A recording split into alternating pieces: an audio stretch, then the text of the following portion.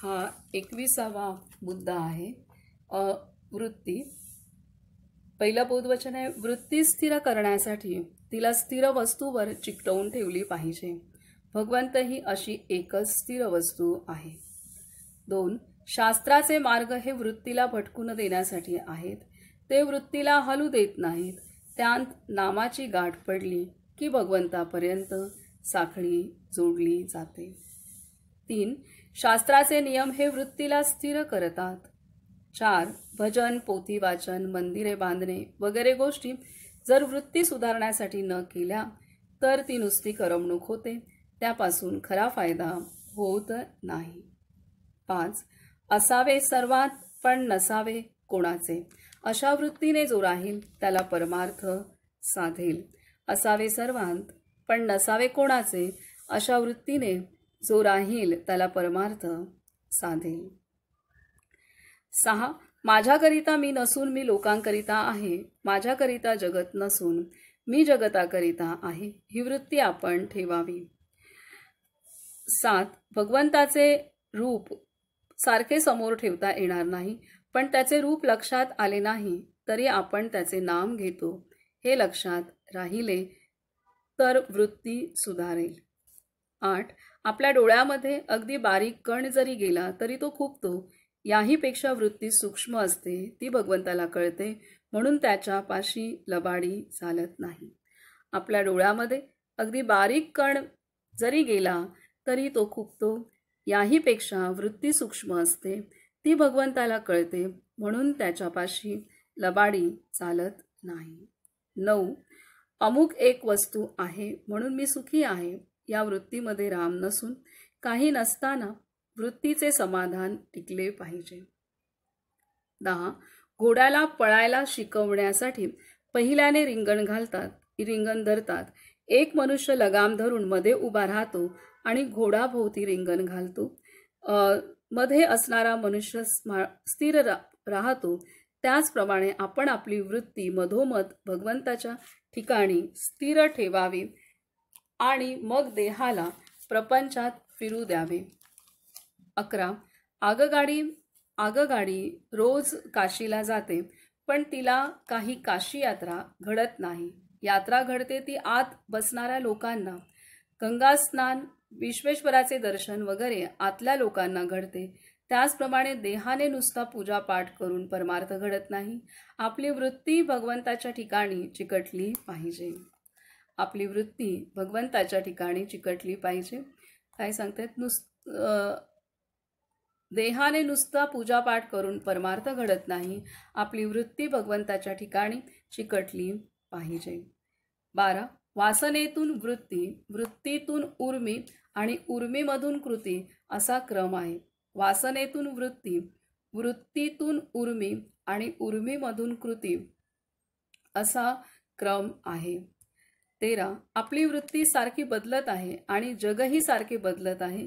त्यामुळे अमुक परिस्थितीमुळे सुख आणि अमुक परिस्थितीमुळे दुःख होते हे वाटणे खरे नव्हे, कारण ते सुख दुःख अस्थिर असते. 14. साशंक वृत्तीच्या ठिकाणी समाधान नसायचेच. साशंक वृत्तीच्या ठिकाणी समाधान नसायचेच. हिरण्यकश्यपूच्या हृदयातला नारायण प्रल्हादाला दिसला, पण हिरण्यकश्यपूला स्वतःला तो दिसला नाही. साशंक वृत्तीच्या ठिकाणी समाधान नसायचेच. हिरण्यकश्यपूच्या हृदयातला नारायण प्रल्हादाला दिसला, पण हिरण्यकश्यपूला स्वतःला तो दिसला नाही. 5. जगातले आपले समाधान अगर असमाधान ज्या वृत्तीने आपण जगाकडे पाहतो त्यावर अवलंबून आहे. जगातीले आपले समाधान अगर असमाधान ज्या वृत्तीने आपण जगाकडे पाहतो त्यावर अवलंबून आहे. तर इथे महाराजांनी आपणाला ह्या 15 बोधवचनांमध्ये महत्त्वाचं सांगितलेलं आहे की भगवंताच्या आपली वृत्ती ही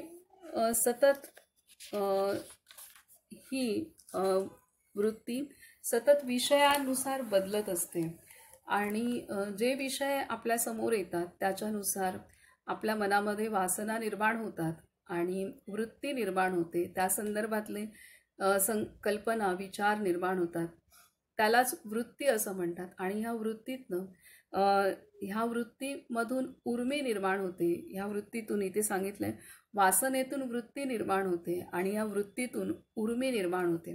ती एखादी गोष्ट आपण पाहिली, समजा आता एखादा पदार्थ आपण जर पाहिला की रसमलाई किंवा रसगुल्ला ह्याचा आता आपण पाहिला किंवा मनात आलं, तर तून आपल्यामध्ये तो पदार्थ खाण्याची वासना निर्माण होते आणि त्यानुसार मग वृत्ती निर्माण होते, विचार निर्माण होतात की आता कसं प्राप्त करायचं. आणि मग त्या वृत्तीतून उर्मी निर्माण होते, आता काही करून खाल्लाच पाहिजे.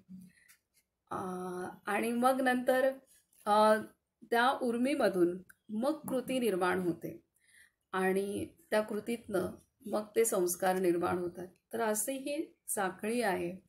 आणि वृत्तीतूनच वृत्ती आधी निर्माण होते आणि मग उर्मी, त्या वृत्ती, ते विचार येतात त्यालाच वृत्ती म्हणतात. वासनेतनं वृत्ती निर्माण होते, वृत्तीतनं उर्मी, म्हणजे आता काही करून ते केलंच पाहिजे, खाल्लंच पाहिजे, बाहेर गेलंच पाहिजे, पाहिलंच पाहिजे.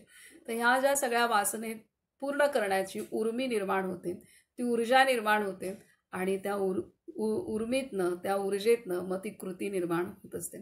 तर अशी ही साखळी आहे.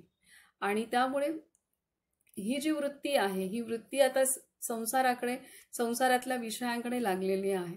त्यामुळे आपण सतत वासनेच्याच सागरामध्ये असल्यासारखं आहे. सगळे मायाजाळ आहे सगळीकडे.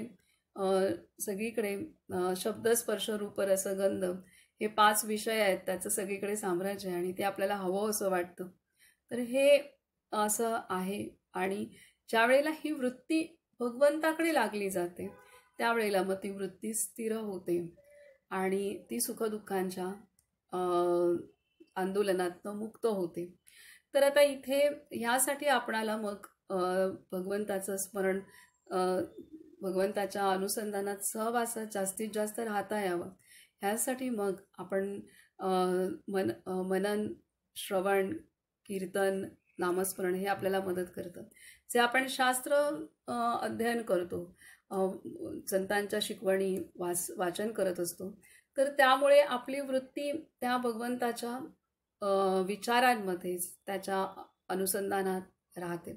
आणि मग जेव्हा आपण नामस्मरण करतो त्यावेळेला ती त्याच्याशी जोडली जाते, ती भगवंताशी एकरूप होते.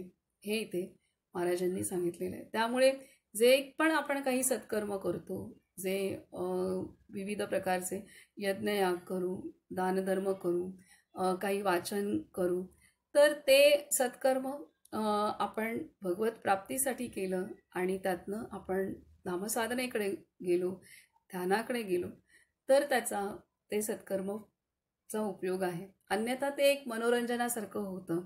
जर आपण भगवंताचं अनुसंधान नाही केलं तर जसं कोण पिक्चर बघेल तसं आपण एखादं प्रवचन ऐकलं किंवा असं होईल, पण ते तसं आचरण करणं ते महत्त्वाचं आहे. हे इथे महाराजांनी आपणाला सांगितलेलं आहे. तर अशा प्रकारे वृत्तीचा सगळा खेळ आहे. काय मनामध्ये वृत्ती निर्माण होते त्यानुसार ते विश्व आपलं निर्माण होत असतं. आपलं वृत्त म्हणजेच वर्तुळ आहे. ही वृत्ती जी आहे, हिची ऊर्जा जी आहे ती वर्तुळात कार्य करते आणि त्यामुळेच तिला वृत्त असं म्हटलेलं आहे. तर त्याच्यामुळे जशी आपली वृत्ती असते, जसे आपले विचार असतात, जसे त्यानुसार तसं आपल्या भोवती ते विश्व निर्माण होत असतं. हे इथे आहे. तर असं वृत्तीचं अत्यंत महत्त्व आहे. आणि त्यामुळे इथे सांगितलेलं आहे शेवटी की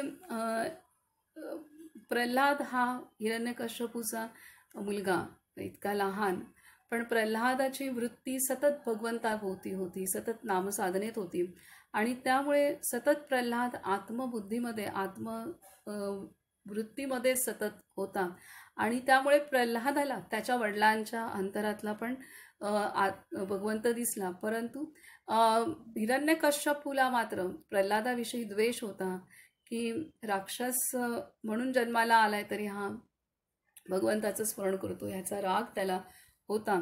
तर त्यामुळे हिरण्यकश्यपूला त्याच्या अंतरी असलेल्या विकारांमुळे त्याच्याच आतमधलेला असलेला भगवंत दिसू शकला नाही. तर असं हे वृत्तीचं महत्त्व आहे की वृत्तीमध्ये जर शंका निर्माण झाल्या, वासना देहभावना निर्माण झाल्या, तर आपण भगवंतापासून दूर जातो. आणि हीच वृत्ती जेव्हा भगवंताच्या चिंतनात राहते तेव्हा आपण आत्मसाक्षात्कार प्राप्त करू शकतो, हे इथे सांगितलेलं आहे. आता पुढचा मुद्दा आहे वासना.